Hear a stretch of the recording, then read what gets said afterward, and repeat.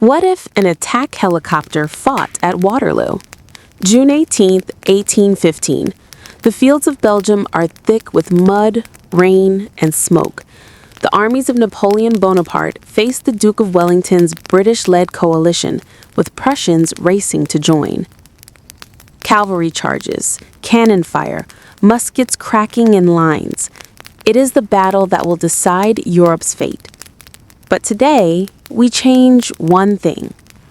What if Napoleon had, at his command, a single modern attack helicopter, an AH-64 Apache, bristling with rockets, Hellfire missiles, and a 30-millimeter chain gun? Could one machine rewrite the course of history? Would Napoleon seize Europe, or would even modern firepower fall to numbers, terrain, and time? Waterloo is a clash of 200,000 men, 73,000 under Napoleon, 68,000 under Wellington, and 50,000 Prussians under Blücher. Armies line the ridge, cannon thunder, cavalry wait to charge. The Apache arrives just before dawn, hidden under tarps, revealed to Napoleon by time's strange hand. Its pilot and gunner brief the emperor. He does not understand computers or radar, but he understands power. "It is a thunderbolt," Napoleon whispers. "Zeus has given me a weapon." Napoleon orders the helicopter aloft. The defenders gape as the machine roars, blades thundering, rising into the clouds. French soldiers cheer. Their emperor truly commands the gods. On its first pass, the Apache unleashes hydro rockets at a farmhouse bristling with enemy troops. The building vanishes in fire. Soldiers scatter. Then the chain gun spins, tearing lines of redcoats apart. Men who once faced musket balls with stoic calm now scream at the unseen storm from above. Wellington's officers are stunned. "It's the devil's chariot," one gasps. The Apache begins systematically dismantling Wellington's defenses. Squares of British infantry, invincible to cavalry, crumble under chain gun fire. Cavalry charges, once the pride of the battlefield, are shredded by rockets mid-gallop. The French, emboldened, surge forward. With one machine, Napoleon gains what he always dreamed: air superiority, centuries before it should exist. The Allies falter not just from losses, but from terror. The machine seems invincible, untouchable. No musket can reach it, no cannon can track it. Priests cross themselves, soldiers break ranks. Napoleon rides before his men, shouting, "France commands the skies." His army believes it. Morale soars.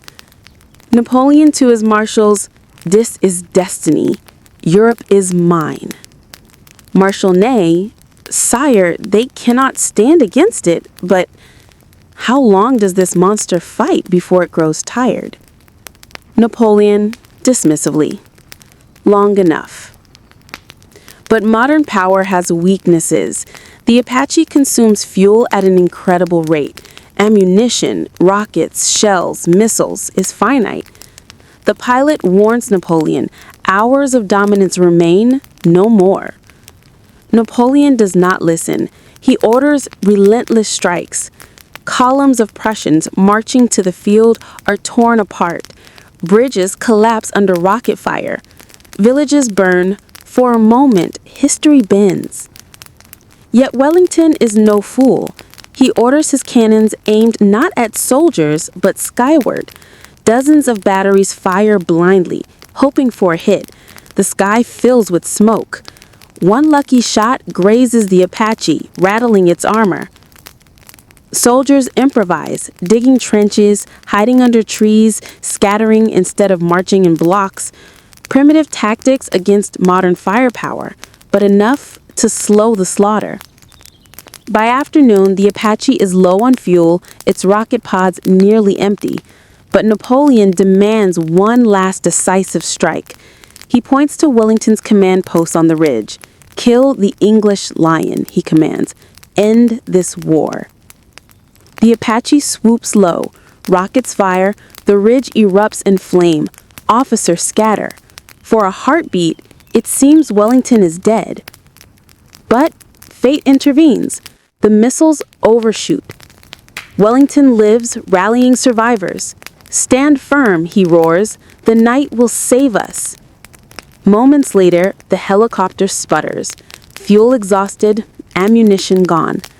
The machine lands in a muddy field, its crew desperate. French soldiers surround it, cheering, but the magic is gone. Napoleon stares at the grounded god of war. For a day, he commanded the skies. Now, he commands only mud again. Had the Apache carried endless fuel and ammo, Waterloo would have been annihilation. Wellington's army destroyed, Prussians routed, Europe reshaped. Napoleon might have reigned for decades, rewriting modern history. But the truth is harsher. One machine cannot win a war without resupply. Within hours, its dominance ends. By evening, the Allies, bloodied but alive, surge again. Napoleon's army falters. The emperor falls, as history demanded. Modern weapons terrify, dominate, and crush, but they also rely on logistics, fuel, maintenance, rearmament. Without them, the future cannot survive in the past. So, what if Napoleon had an attack helicopter at Waterloo? For hours, he would have been a god. Armies shattered, legends broken, Europe trembling. But by nightfall, the machine would fall silent, a stranded titan among muskets and cannons. Napoleon's star might have burned brighter, but it would still fall. What do you think? Would one helicopter change history, or is logistics stronger than destiny? Comment your answer and suggest the next what-if battle.